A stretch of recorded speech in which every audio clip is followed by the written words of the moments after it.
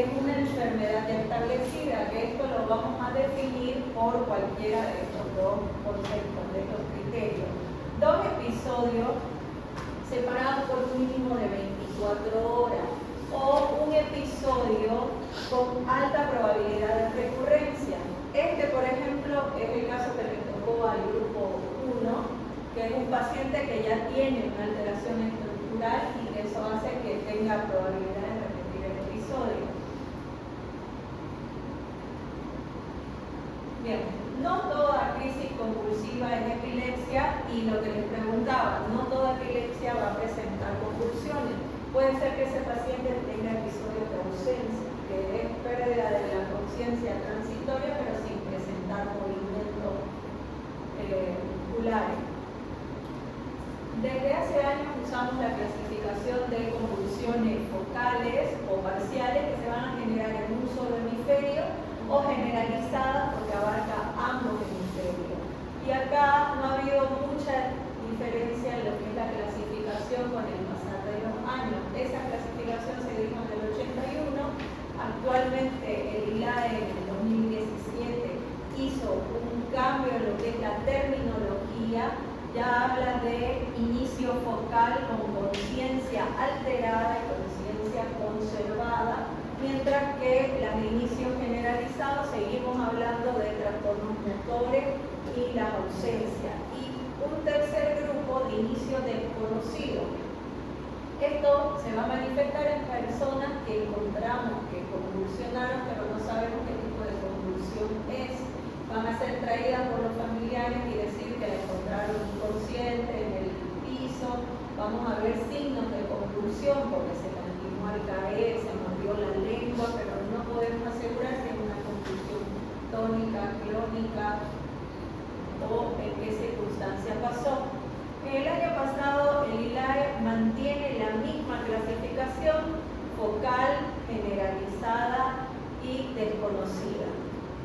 Dentro de las causas que vamos a tener para que se desencadene la crisis convulsiva, tenemos en primera línea los pacientes con epilepsia.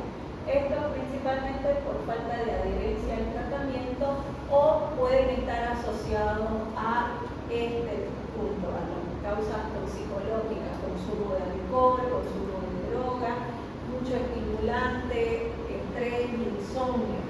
Otra de las causas, ya esto en cualquier otra persona que no tenga epilepsia, puede ser traumatismo, presencia de infecciones a nivel del sistema nervioso central, causas metabólicas, y esto de las convulsiones febriles lo vamos a ver principalmente en los niños. Dentro de las causas las vamos a dividir en causas estructurales, metabólicas y farmacológicas o toxicológicas. Diagnósticos diferenciales que tenemos que pensar en pacientes que se presentan con crisis convulsiva. El primer diagnóstico diferencial es el síncope, segundo son los trastornos psicológicos, la crisis de ansiedad, ataques de pánico, las convulsiones psicógenas. Para llegar a este diagnóstico lo tenemos que hacer por descarte, hacer una imagen, hacer el electroencefalograma y ver que no hay actividad. Otro de los diagnósticos diferenciales, ACV, trastornos del sueño y trastornos del movimiento. Acá en esta tablita, después la van a leer con calma, es cómo vamos a diferenciar entre una convulsión y un síncope. Lo que quiero explicarles es esto. Esta escala se usa para que cuando me llega un paciente y yo tengo la duda de si lo que tiene el paciente es un síncope o una convulsión, hacemos estas preguntas. Si el paciente ya tiene una epilepsia establecida, puede identificar cuándo le va a venir, que sería lo que se llama como el aura prácticamente, o el déjà vu. El paciente le va a decir que siente lo que siempre percibe antes de la convulsión. Si la respuesta es positiva, le sumamos 2 puntos. Si ha estado sometido a estrés emocional y ha tenido pérdida de la conciencia, le vamos a sumar 1 punto. Si durante el episodio hay un giro cefálico, hay movimiento de cabeza y los ojos hacia determinado lado, 1 puntito. Si hay desconexión del medio, se torna con postura inusual, se pone rígido, ejemplo, hay movimiento de extremidades, amnesia del episodio, sumamos un puntito. Si hay confusión y está en el periodo congenital, un punto. Si hay mareo, esto ya viene para síncope. Bien, si hay mareo previo, si es un síntoma de pródromo, le vamos a restar 2 puntos. Si hay diaforesis antes de la pérdida de la conciencia, restamos 2 puntos. Si es que hay pérdida de la conciencia y después el paciente recupera como si nada hubiera pasado, no tiene el periodo congenital, o cuando el paciente ha estado en la misma postura por mucho tiempo, restamos 2 puntos. Si después de haber hecho esta escala, la sumatoria es mayor a 1, estoy frente a un paciente que sufrió una crisis convulsiva.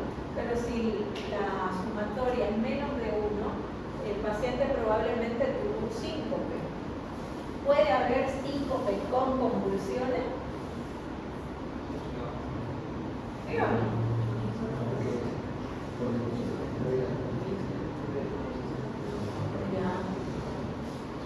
Y puede ser que mi paciente se hubiera sincopado y durante el síncope haga una convulsión. Puede ser. Por la caída quizás, si tuvo alguna confusión, porque la biología también de la epilepsia. Bien. Y también existen patologías cardíacas. ¿Se acuerdan del profesor Adams?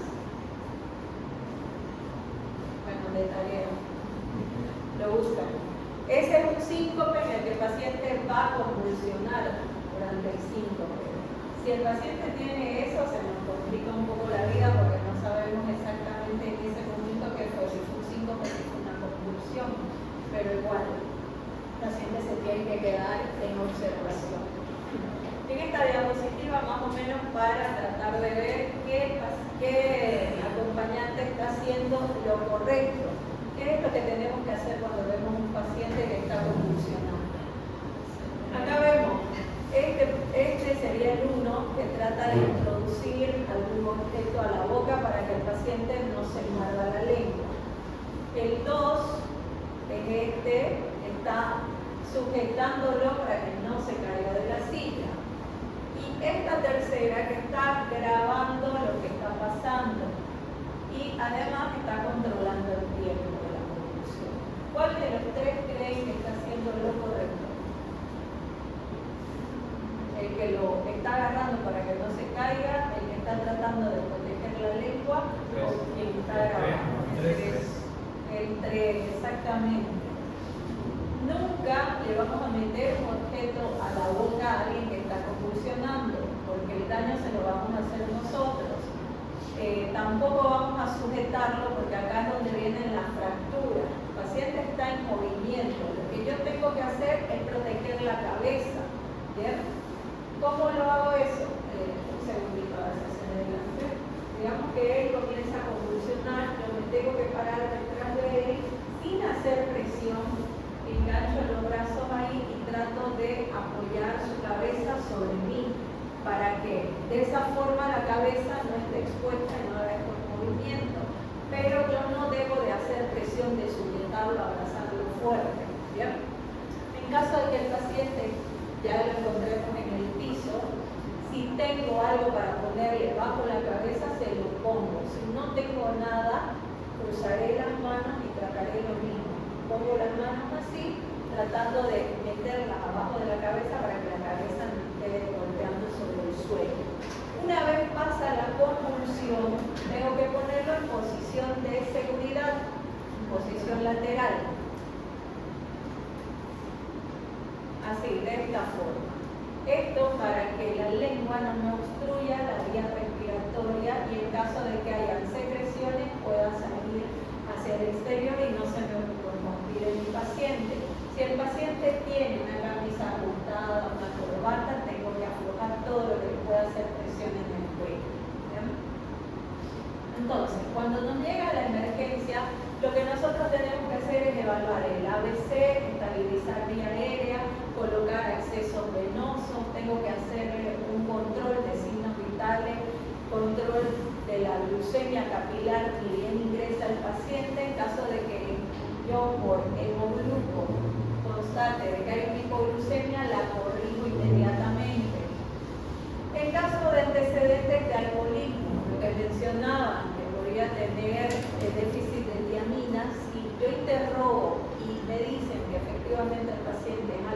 diabético, está indicado administrarle 100 miligramos de tiamina. ¿Bien? ¿Esto para qué? Para proteger ese cerebro por la probable encefalopatía que pueda tener por el alcohol, porque puede ser una causa desencadenante también. Dentro de la batería de estudios que tenemos que pedir está el estado ácido base, el hemograma, glucemia, función renal, todo lo que es medio interno. Pedimos tóxicos si hay duda de si el paciente consume o no consume sustancias, y pedimos cultivo en condiciones de que haya fiebre o yo encuentre síntomas meningios. Si es que mi sospecha es, por ejemplo, una infección, tendría que completar el estudio haciendo una función lumbar, pero previo hago la tomografía de cerebro. ¿Bien? El electroencefalograma, si bien en la emergencia tenemos que solicitarlo, no tengo que esperar esto para poder actuar. Ya con todo esto, la tomografía y el laboratorio, más la clínica, yo puedo actuar. El electroencefalograma es un complemento que yo voy a pedir, pero lo tiene que interpretar ya el especialista. Si mi paciente, por ejemplo, me llega en periodo postictal, no está convulsionando, no hay necesidad de que yo le administre fármaco. Simplemente le coloco la vía y lo observo mientras pido todos estos estudios. Si es que mi paciente presenta una convulsión en la emergencia, recién ahí voy a administrar la benzodiazepina. Pero si me llega caminando perfecto, no le doy. Si me llega en estado postictal, observo que vaya evolucionando y recupero. ¿Qué le vamos a administrar? Acá puede ser lorazepam o diazepam. Hay que tener en cuenta de que esto lo podemos administrar hasta 2 veces. ¿Por qué las benzodiazepinas son el fármaco de elección en una crisis convulsiva? Porque su mecanismo de acción es más rápido que los anticonvulsivantes como en sí. Esto lo que van a hacer es estabilizar las neuronas, que no haya esa descarga, y van a sensibilizar los receptores GABA para que el anticonvulsivante actúe más rápido. ¿Bien? Si yo le administro, por ejemplo, un anticonvulsivante de primera línea a mi paciente antes que la benzodiazepina, puede que yo no frene esa convulsión porque el tiempo de acción es más largo. Entonces, administramos benzodiazepina hasta 2 veces. No hay respuesta. Puede ser que esté frente a un estatus epiléptico. Y acá el estatus epiléptico, entonces, por definición, son convulsiones que duran más de 5 minutos o 2 episodios sin recuperación de la conciencia en 3 episodios. Ahí están las causas.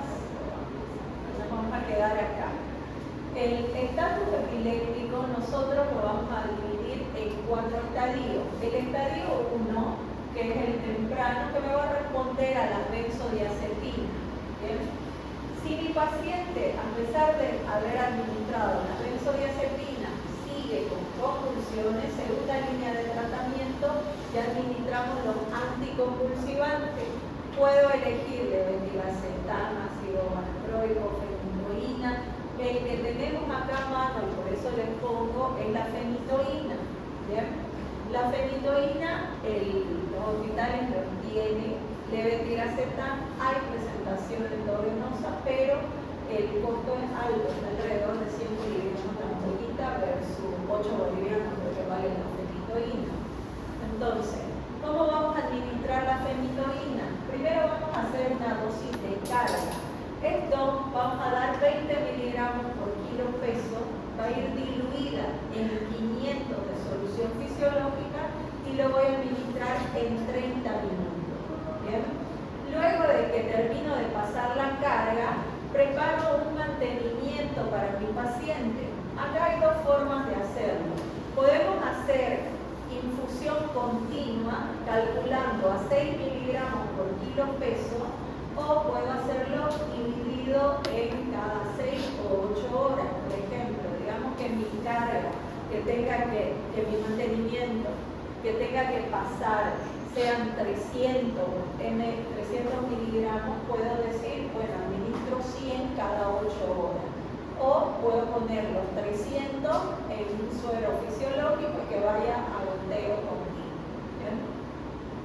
El tercer estadio es el estatus refractario. Si ya acá le pasé 2 veces la benzodiazepina, puse el anticonvulsivante y mi paciente sigue convulsionando, siguiente opción o medida es dormirlo. Tenemos que anestesiar a este paciente. Esto ya tiene una alta tasa de mortalidad. ¿Bien? Como yo lo voy a tener a este paciente sedado, dormido, entonces el seguimiento ya no va a ser únicamente clínico, sino le voy a hacer el electroencefalograma cada 12 horas o dependiendo de qué condiciones esté. Puedo usar midazolam, propofol o tiopental. ¿Bien? Esto no es necesario que ustedes se lo aprendan. Esto ya se hace en terapia intensiva directamente y por lo general es con apoyo de la anestesista para tratar este tipo de estatus epiléptico. Y por último tenemos el superrefractario. Este tiene una mortalidad del 80%. No responde prácticamente a nada. Estamos ya acá con anestesia general. Entonces, si mi paciente a pesar de eso sigue convulsionando, es difícil que salga de este estadio y si es que sale va a salir en estado vegetal. ¿Bien? Muy bien, están liberados.